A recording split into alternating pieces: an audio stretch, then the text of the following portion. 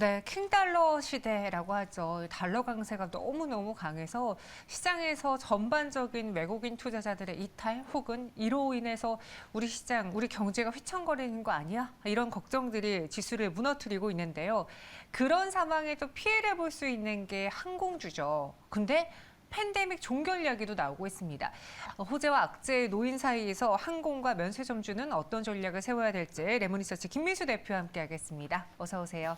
안녕하십니까? 네, 안녕하십니까? 네.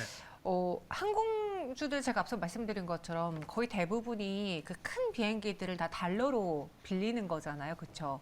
외화 부채죠. 네. 네. 그러다 보니 자꾸 달러 가격이 오르게 되면은 항공사들에게는 분명히 부담이고 네. 최근에 뭐 유가가 떨어졌다고는 하지만 이전 대비 올라와 있는 상황. 이런 여건들이 다 부정적인 상황인데 근데 또 이제는 실외 마스크 아예 전면 해제할 것 같고 실내까지도 검토하고 있는 이 상황. 항공주는 호재 악재 사이 그 사이 어디에 있습니까? 중간에 있습니다. 어느 한쪽이 더 우세하거나 약하지도 않고요. 네, 딱 선을 타고 있다고 봐야 되겠죠. 네, 그래서 여기서 이제 어느 쪽이 우세하느냐라는 쪽으로 이제 기울겠죠.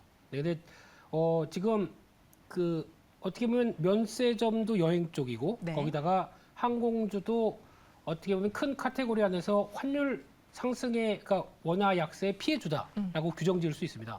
그런 상황에서 그런데 저희가 어떤 Q와 관련된 그래서 업황과 관련된 쪽은 그래도 안 좋은 쪽을 벗어나서 이제 변화가 나오는 어떤 큰 흐름들이 맞고 있는 상황 쪽에서 이를 어느 쪽이 더 어떤 무게를 두고 종목이나 또 실적이나 주가가 움직일 것이냐라고 바라보게 되면 되게 계산하면서 따질 게 많습니다. 그럼에도 불구하고 이게 달러가 강세로 가면서 워낙 약세로 가는 기조는 조만간 뭐 어떻게 해결되지는 않겠죠. 그럼에도 불구하고 어떤 새로운 모멘텀들이 좀 더 가세된다라고 하게 되면 약간 변화를 좀 열어놓고 봐야 되지 않나라는 관점 쪽에서 봐야 될 것 같고요. 그런 쪽에서 지금 최근에 항공주죠. 이 항공주 관련된 쪽은 말씀하셨듯이 유가는 조금 떨어졌는데 조금 떨어진 상황들이고 거기다가 이제 티켓 가격들이 그래도 또 여기서 초기에는 왜 보통 그랬죠. 저희가 항공사들이 초기에 운행하게 되면 그동안에 좀 정체됐던 부분들이 있기 때문에 비싸게 받을 것이다. 막상 리오프닝이 되니까 비싸게 받았어요. 근데 경쟁이 되다 보니까 가격이 떨어지기 시작합니다. 의외로 뭐 베트남까지 가는 항공편이 초기에는 상당히 뭐 100만 원 이상 가다가 지금은 한 50만 원대 밑으로까지 떨어진 것 같습니다. 그만큼 거의 이전과 비슷한 수준에 왔네요. 가기 시작하는 거죠. 그렇게 됐었을 때 그러면 본격적으로 Q가 늘어야 되겠죠. 여행객 수가 늘어나는 쪽에 변화가 나오느냐라고 하는데 앞서 말씀하셨듯이 여행 관련돼서 방역 관련된 조치들이 좀 제거되기 시작합니다. 그러면 나갈 수 있겠죠. 그런데 또 하나 중요한 거는 나가고는 싶은데 돈이 없어요. 이렇게 될 수도 있는 상황들이죠. 그러니까 소비 심리가 그만큼 또 받아줄 이를 지탱할 수 있을 것이냐라는 상황들로 같이 가다 보니까 말씀드렸듯이 여러 가지 이슈가 복합하게 돼서 움직이는데 주식시장이 하나만 보고 딱 움직여서 그래 이제 여행 시대가 열릴 거야라고 하기에는 이것저것 살펴볼 게 많죠. 그러다 보니까 탄력적으로 못 가고 변동성이 좀 나오는 거죠. 그렇게 봐야 될 것 같습니다. 지금 정말 딱 그 기로의 중간에 놓여 있다라고 하셨는데 정말 그 말대로 주가도 그렇습니다. 갈 듯 가지 않고 내릴 듯 더 밀리지 않는 참 애매한 상황에서 주주들의 피를 말리고 있는 항공주들이 많은데 근데 좀 이번에 또 우리가 눈여겨봐야 될 호재 중에 하나가 가까운 중국과 일본끼리 열릴 수 있다라는 거예요. 개인적으로 제 주변 분들이 그런 말 많이 하더라고요. 지금같이 엔 좋을 때 일본으로 여행을 가야 된다. 근데 비자가 안 나오니까 못 갔잖아요. 그렇죠. 근데 10월부터는 이제 일반 분들도 관광으로 그냥 놀러 비자를 발급받지 않아도 갈 수 있는 상황이라고 하니까 네. 요거 이 항공사들에게 굉장히 큰 모멘텀이 되지 않을까요? 앵커님도 예전에 그냥 일본은 밥 먹듯이 그냥 네, 우동 먹으러 갔죠. 네. 갔다가 그냥 저녁에 그냥 들어갈게. 그리고 쑥 올 수도 있는 이런 상황이다 보니까 일본은 거의 뭐 저희의 텃밭인 것처럼 약간 이제 제주도보다 더 가깝게 느껴지는 것처럼 그렇게 갔었던 부분들인데 이게 하나 걸림돌이 입국자 수를 제한시키고 거기다가 비자가 있고 이게 좀 사라지게 되면 예전만큼 이제 분위기 낼 수 있지 않나. 게다가 엔화는 약세입니다. 이렇게 되면 이를 좀 충분히 이용하지 않을까라는 쪽으로 바라보고 있고 게다가 중국도 마찬가지죠.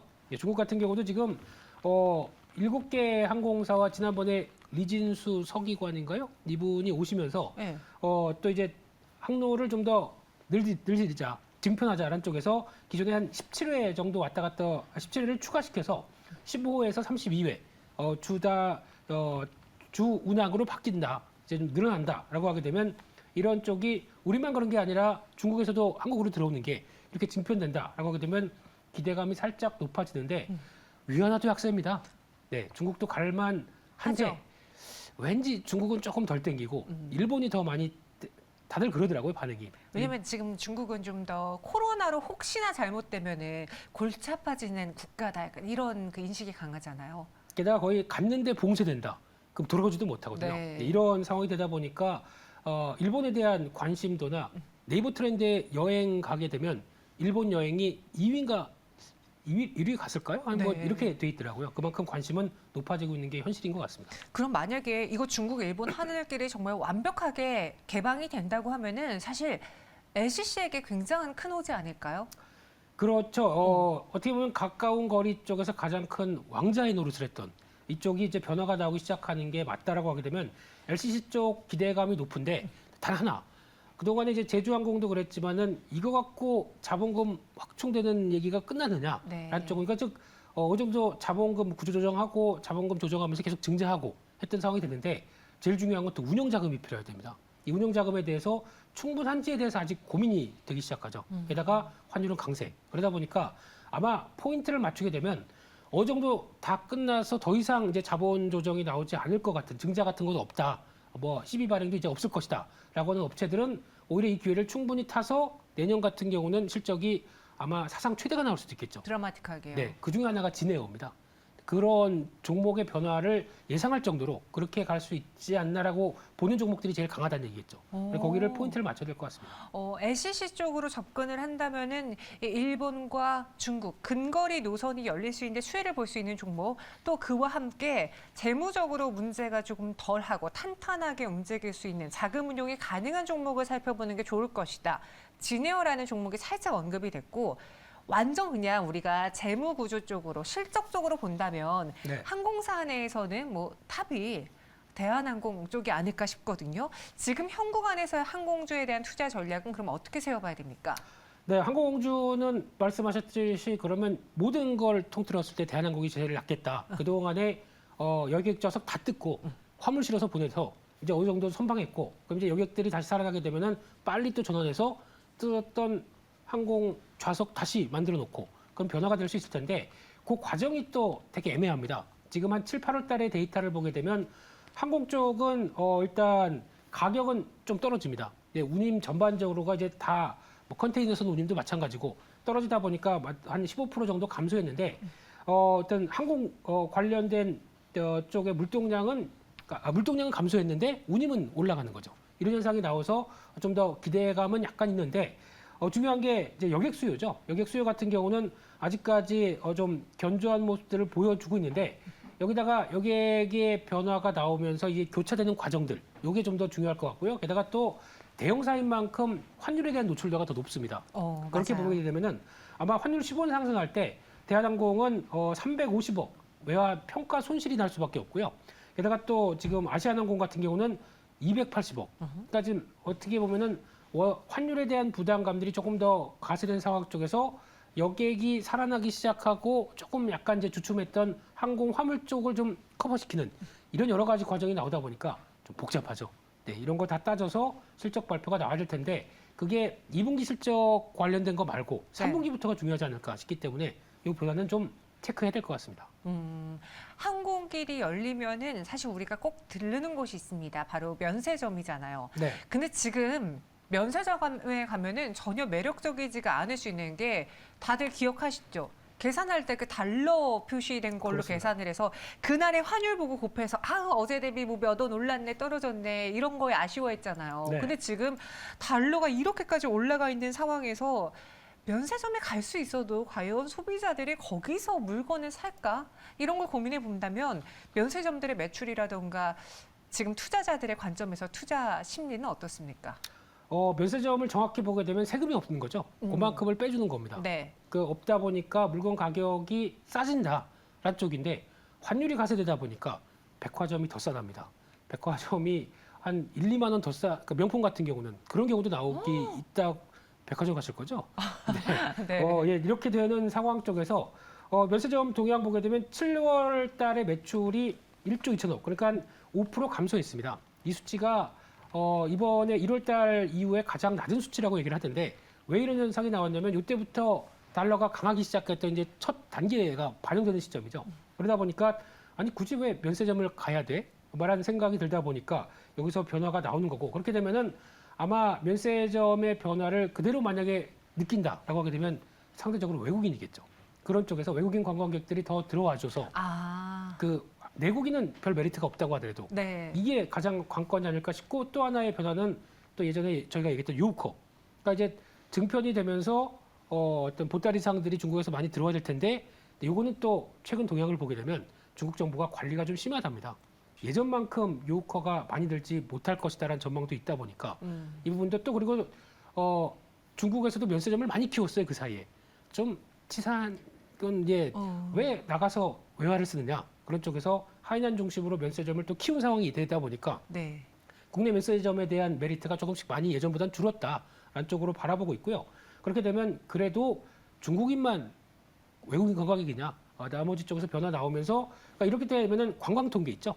매달 발표하는 관광 통계에서 나오는 의미 있는 수치나 또 주변에 명동 나가보면 됩니다. 예전만큼 가까운 데 있지 않습니까? 나가 네. 보시게 되면은 예전만큼 이제 중국인 관광객보다 서구 쪽에서 오시는 분들, 또 유럽에서 오시는 분들이 상당히 많이 늘어난 것 같더라고요. 네, 이런 부분들의 변화들도 체크할 필요는 있지 않나 싶은데, 아직까지 또 면세점도 드라마틱하게 환율 때문에 아직 그렇게 큰 재미는 못 보고 있는 게 현실이다. 하지만 변화 가능성은 최악이었기 때문에 나오지는 않을까라는 생각은 들고 있습니다. 네, 이 면세점주들을 보면은 대부분 면세 사업도 하지만 백화점을 갖고 있는 기업들로 통용되잖아요. 그렇죠. 그래서 백화점주라고 부르기도 하고 면세점주라고도 불리게 하는데, 이 백화점주들은 그동안 명품 수요, 고가 브랜드로 지금까지 먹고 살아왔는데 소비가 침체된다 하면은 타격을 받을까? 그런데 겨울이에요. 겨울이면 의류주라던가 무언가 또 판매, 소비가 또 늘어나는 주죠. 그럼 지금 최악의 상황이라고 했으니까 나아질까? 이것들을 다 고려해봤을 때 그럼 이들도 아까 항공사들처럼 정말 호재, 악재 딱 중간에 놓여 있습니까? 아니면 여기는 좀 악재가 더 큽니까? 좀 주식 단순하게 하면 안 될까요? 왜 이렇게 머리가 아프게? 예. 다 봐야 되잖아요. 네, 세상살이가 그렇게 복잡해졌습니다. 네, 그런 가운데 최근에 나오는 지표는 상당히 좋거든요. 백화점 쪽도 이제 저희가 본격적으로 리오프닝 된 다음부터 나오는 매출 증가율을 보게 되면 거의 두 자리 숫자대입니다. 그런 백화점의 변화를 보게 되면 괜찮은데 자꾸 이제 마음 한켠에는 소비 심리가 위축돼서 피크아웃일까봐 그게 이제 부담감이 계속 되는 현상인 것 같고요.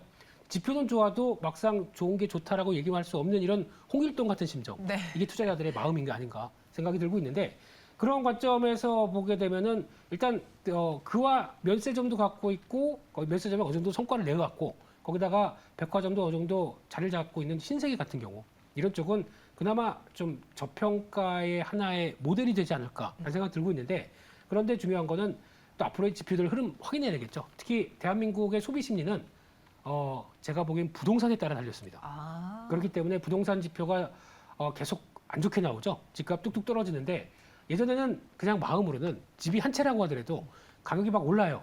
왠지 부자 같아요. 느낌이 부자 같아서 그냥 집에서 뭐 사달라고 그러면 집값 사 이러면서 이게 팔지도 않았지만. 안 팔았지만 그런 느낌이 있었는데, 왠지 지금 같은 부동산 위축기가 들어오기 시작하게 되면 같이 좀 위축되는 심리, 이게 소비 심리에도 반영이 됩니다. 그런 관점 쪽에서 일단은 마음은 가지만 네. 아직까지는 또 체크해보자, 이렇게 봐야 될 것 같습니다. 알겠습니다. 전반적으로 오늘 그 리오프닝 이야기를 해봤어요. 뭐 백화점도 있고 면세점도 있고 항공주도 다뤄봤는데, 이런 것들을 다 살펴봤을 때 혹시 눈여겨볼 만한 종목이 있을까요? 굳이 이쪽이 아니더라도 괜찮습니다. 리오프닝으로 통용화돼도 되는데 어떤 종목을 눈여겨보고 계신지요? 그래도 가장 핵심적으로 변화할 쪽은 여행이 아닐까. 여행. 쪽에서 그 중에 하나 그래도 똘똘한 여행사, 참 좋은 여행이 가장 낫겠다고 바라보고 있는데요. 근데 여행사들은 그 네. LCC 업체들보다도 더 재무구조상으로 좀 불안했던 거 아닙니까? 그게 없으니까 말씀드린 거죠. 오. 참 좋은 여행 같은 경우는 네. 참 운 좋게 코로나19 터지고 나서 바로 갖고 있던 건물을 매각했습니다. 그러면서 부채가 지금 부채 비율 7%입니다. 작년 기준으로. 부채가 없죠. 거기다 유보율 보게 되면 1,300%까지 되다 보니까 다른 여행사들보다 좀 재무 구조가 완전히 안정되게 꾸려올 수 있었던 비결이었는데 거기다가 이번에 7월, 8월 달까지 보게 되면은 송출객이라고 그러죠. 여전히 하나투어가 1위, 2위가 모두투어일 줄 알았는데 네. 참 좋은 여행이 2위로 올라갔습니다. 그만큼 어느 정도 더 이상 이제 재무 구조에 신경 쓸 게 없으니까 영업을 공격적으로 하는 거죠. 이런 쪽으로 나오게 되면 의미 있는 실적 변화가 좀 더 빠르게 나오지 않을까라는 관점 쪽에서 홈페이지 들어가봐도 10월 달에는 또 예약 수가 꽉 차 있더라고요. 이런 거 보게 되면 아마 일본 여행이 본격화됐었을 때 나올 수 있는 가장 또 수혜를 받는 종목들이 이제 나오기 시작할 텐데 네. 실적의 탄력도는 가장 좋지 않을까라는 생각 쪽으로 바라보고 있습니다. 통상 여행사들은 재무 구조에 발목이 잡힐 것 같아라고 생각을 했는데 참 좋은 여행의 부채 비율은 7%다. 네. 이런 것들을 골라봤을 때 지금 이 리오프닝과 함께 수혜로 또 우리가 눈여겨볼 만한 종목으로 참 좋은 여행을 보는 게 어떻겠습니까? 이렇게 오늘 리오프닝 이야기 쭉 나눠봤고요. 김민수 대표와 함께했습니다. 여기서 인사드릴게요. 고맙습니다. 감사합니다.